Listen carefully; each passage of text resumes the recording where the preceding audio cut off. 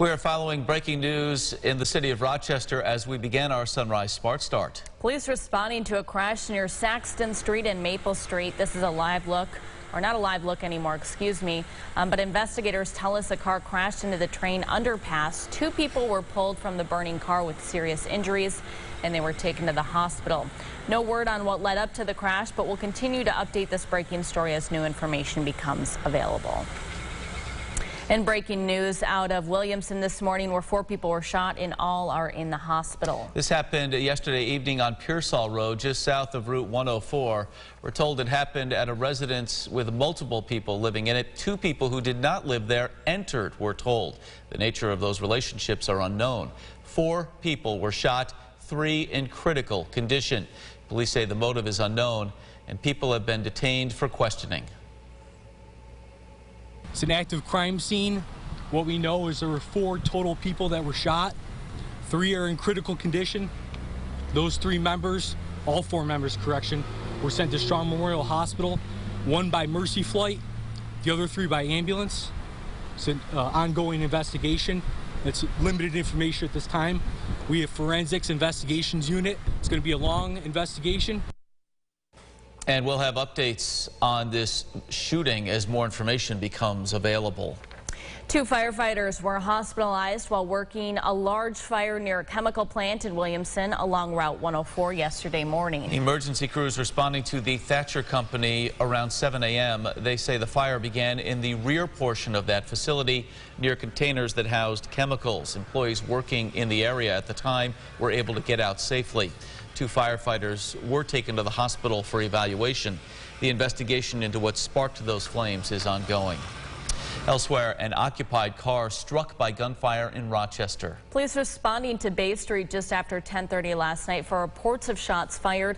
Officers found a vehicle occupied by 5 people, including 3 young children, was hit multiple times by gunfire. Thankfully, nobody was injured. An investigation is ongoing. Well, in national news, President Biden meets with NATO leaders today. Rashad Hudson in Washington, D.C. with more on the NATO summit. Good morning. President Biden and NATO allies are concerned that the war in Ukraine could turn into a chemical attack. The U.S. also plans to announce new sanctions to get Russia to end the war. President Biden is in Brussels for an emergency summit with NATO allies. NATO's Secretary General says the meeting will demonstrate the importance of North America and Europe standing together against Russia. We are united in condemning the Kremlin's unprovoked aggression and in our support for Ukraine's sovereignty and territorial integrity. Before leaving Washington, President Biden said he is concerned Russian President Vladimir Putin could use chemical weapons against Ukraine. I think it's a real threat. NATO sharing that same concern. This will be a catastrophe for the people of Ukraine. The State Department announced Wednesday the U.S. government has determined Russia is committing war crimes in Ukraine, and they plan to take legal action. As with any alleged crime, ultimately it will be for a court of law to determine individual criminal responsibility, who is directly responsible. Ukraine's President Zelensky will address the summit on Thursday. And on Friday, President Biden will visit Poland, a country that has taken in the most amount of Ukrainian refugees. Reporting in Washington, Rashad Hudson, back to you. Rashad, thank you. President Zelensky calling on people across the globe to gather in public Thursday to show support for his embattled nation as he prepares to address President Biden and other NATO leaders gathered in Brussels. Over the past few weeks, every corner of our community here locally has been finding ways to support those struggling during the ongoing war in Ukraine. An area high school has found a way of helping the cause, and it all kicks off tomorrow. Amel Elheld joins us now live from Brockport High School with more on their efforts. Amel. That's right, Mark. Alley, students from Brockport High School are collecting hundreds and hundreds of cereal boxes. As you can see here, all different kinds of tasty treats are getting ready to be shipped over to Ukraine and Poland to help aid those who are fleeing while the war is ongoing. Right now, I'm joined by 2 Brockport High School student council advisors who are going to tell me a little bit about the fundraiser and why it's so important to students. We are really happy to join forces with our students and our community right now. For the last 2 weeks, we have collected cereal to be able to support families that are connected right to our students. And so it started in an effort to ship a box or two of cereal, and our goal was 500 boxes. We are well over 800 boxes right now, and we have a goal to for 400 more. So if you're interested in donating, bring some boxes of cereal to Brockport High School by 10:30 tomorrow morning. Okay, and is this for anybody in the community can come and donate? Yes, absolutely. We will take any donations of cereal from anyone in the community. And then tomorrow our goal is we want to go viral on TikTok. The kids are going to set up all of the boxes of cereal and create like a domino right out to where we're going to box everything up and ship it off in the truck.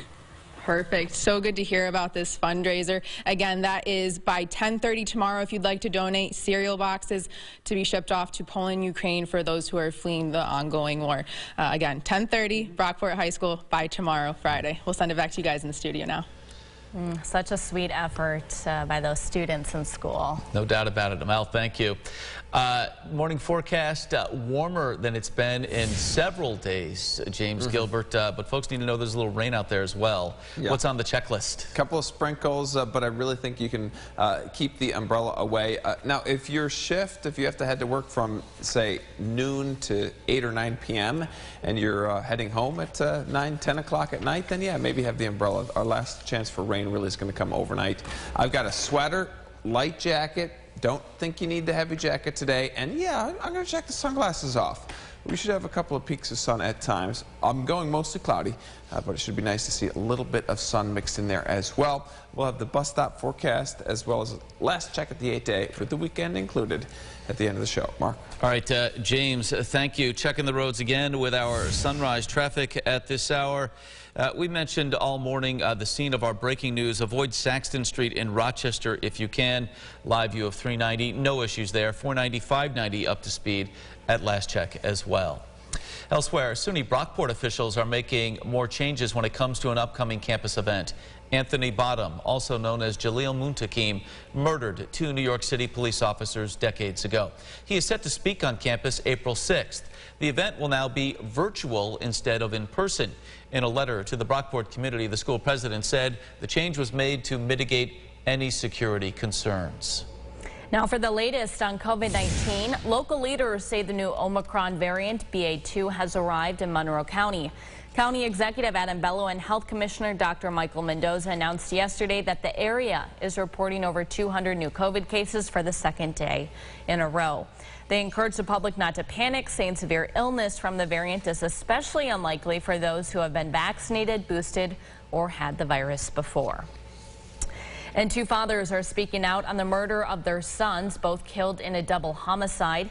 Charles Lee Robinson Jr. and Lonnie Keys have been childhood friends. Earlier this month, their sons were killed after a shooting on State Street in the city of Rochester. Now the 2 are calling for peace amid the darkness and urging parents to step up, talk to their kids, and show them conflict can be resolved without violence. But as a group of people, as a city, we're killing our race, and it's dying fast. With these young people, there's no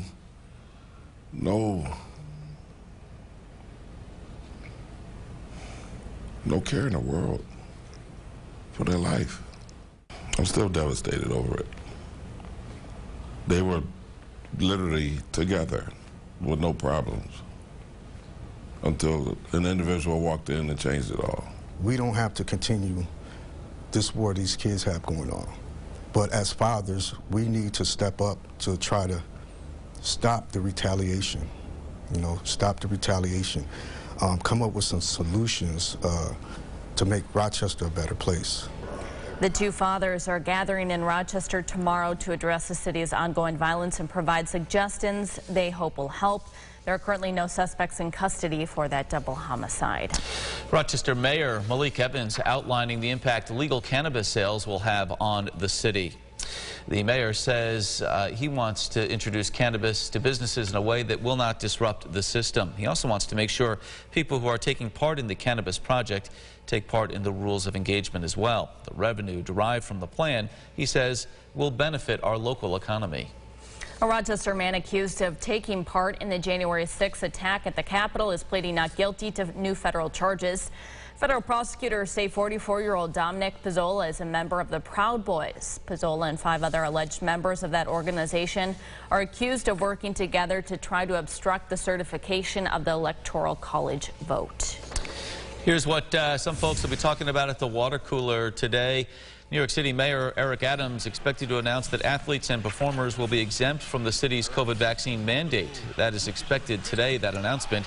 It has impacted a Brooklyn net guard, Kyrie Irving. He's only played in away games this season since January. The change will also impact the upcoming baseball season. The Mets and Yankees will be coming back to the Big Apple for games soon. This would, of course, impact players on both teams as well. Kyrie Irving just no plans ever to get vaccinated. He was pretty adamant about that right at the beginning and has stayed consistent, I think, with that decision. So back on the home court, it seems like. For those basketball players, why not at gym class? Bus stop forecast, sunrise at 7:07.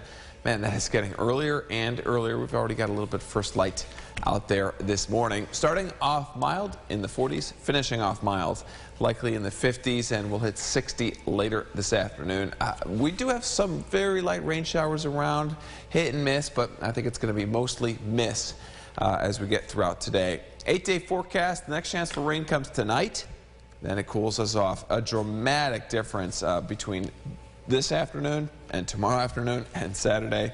Both weekend days, I think, feature some rain and snow showers. Flakes fly Sunday. Lots going on. Thank you, James. And thank you so much for watching News 8 at Sunrise. Our next update in 30 minutes. CBS Mornings is up next. Have a great day.